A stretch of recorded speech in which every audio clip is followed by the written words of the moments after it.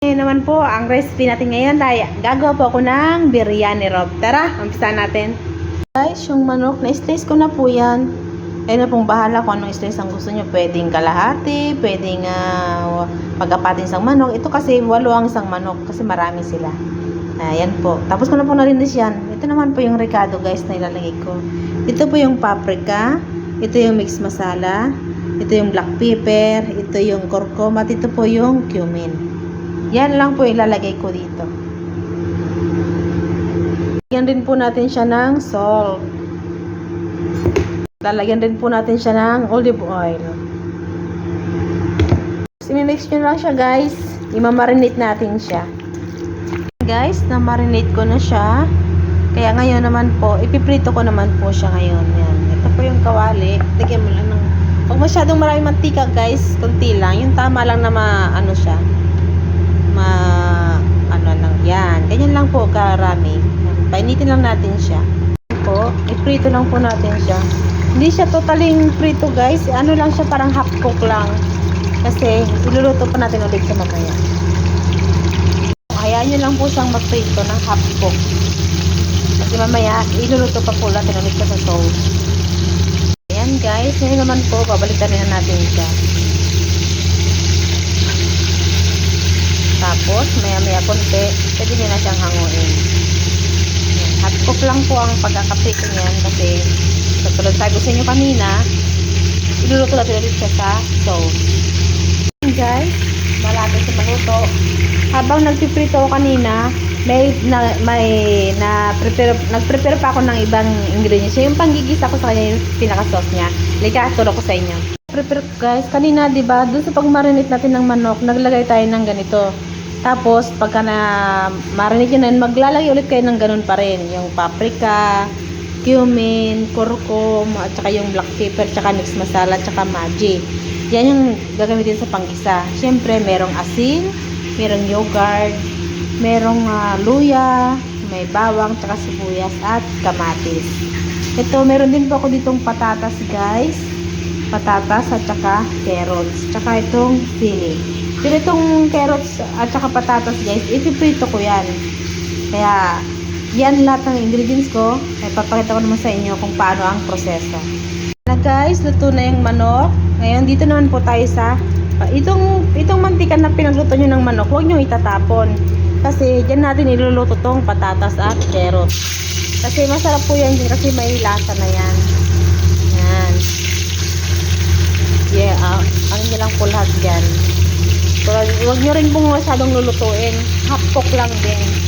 Kasi pagka sobrang luto, madudurog na yung patatas yun. Ganyan, dyan nyo po iluluto yung patatas nyo. Kasi may lasa yung mantika ng pinagprituhan ng manok. Pagkatapos ng patatas guys, isuprito naman natin yung carrots. Tapos mamaya, proceed na tayo sa pagigisa ng sauce. Guys, naluto ko na yung patatas. Ito naman po ngayon yung carrots. Ganun din ang gagawin natin guys. I-hot cook nyo rin siya. Tapos pag naluto na, i-start na natin paggawa ng sauce.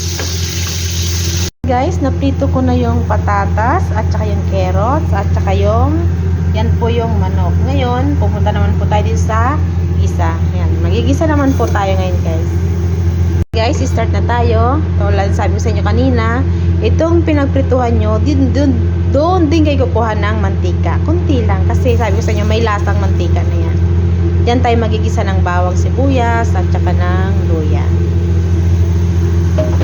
So, hulog na natin yung bawang. Guys, pag namula po, medyo pula na yung bawang, ilagay nyo na po yung luya.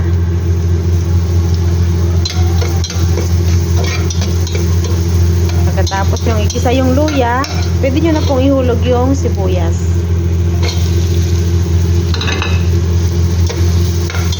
Hayaan nyo lang po guys na pumula siya. Pag mapula na, saka natin ihulog yung ibang ingredients. Yan po, pag medyo nyo na okay na yung sibuyas, ihulog rin po natin tong kamatis. Isa nyo lang po siya hanggang lumambot yung kamatis. Lagyan nyo rin po ng laurel guys. Kasi yan ang isang nagpapabango dyan. Pag wala kayong curry leaves, yan, laurel. Na guys, pwede nyo na pong ihulog yung ricado. Lahat lang yan, pagsamasamahin nyo na, pati magic. Yan, ito na yung paprika. Naiiwan yung paprika. Yan, ganun. Ganyan lang po. Pagkatapos yan, haluin nyo lang. Pag yung na-absorb na yung ricadong nilagay natin, ihulog naman po natin yung manok. Ito yung pinirito nating manok kanina guys. Ihulog nyo lang dyan. Yan. Pati yung sauce kasi nandiyan yung lasa eh. Tapos haluin nyo lang ng haluin kasi syempre nasa ilalim yung manok. Yan lang po. Pag samasamahin nyo lang hanggang sa mag-utter. Kasi di ba hot cook yung manok natin. Pwede nyo na rin pong ihulog tong patatas tsaka carrot. Ito pong sili. Pero kung may bell pepper kayo guys, okay lang din. Kahit yan lang din ihulog nyo. Tapos yan, haluin nyo lang na haluin. Hayaan nyo lang mo siyang maluto. Ihahap cook lang po natin. Ihahap ko kanina, luto siya ng mga 10 to 15 minutes. Halo nyo po guys, lagyan siya ng konting tubig. Yan yung tubig na pinakatingin kanina. Yan, tapos hayaan nyo lang po siya. Yan. Takpan natin siya para maluto mamaya ulit. Yan guys. Ngayon, mag-add na po tayo ngayon ng asin. Kayo nang bahalang mag-ano ng asin sa panlasa nyo. Tapos ng asin, ihulog naman po natin tong yogurt.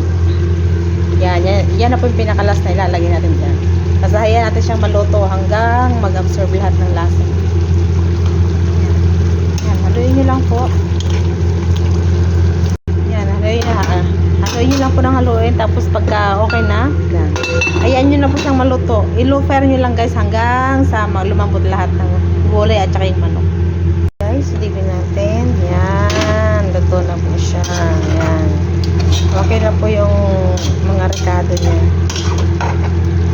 Pero hayaan pa rin po natin siya hanggang sa matubay maluto. Tapos maglalagay lang po tayo ng coriander para mabango. Yan na po yung pinaka-fix na niya, timpla. Kaya ready to serve na po yan guys. Yan po yung aking ipapato nyo lang yan guys mamaya sa white rice. May white rice kayo. Yan, ipato nyo lang po siya sa ibabaw. Yan na po yung biryani roll ko. Yan. Ang white rice ang kapartner po niyan. Sa hot pot, paglagay nyo ng white rice, sa ibabaw, ipatong nyo yan.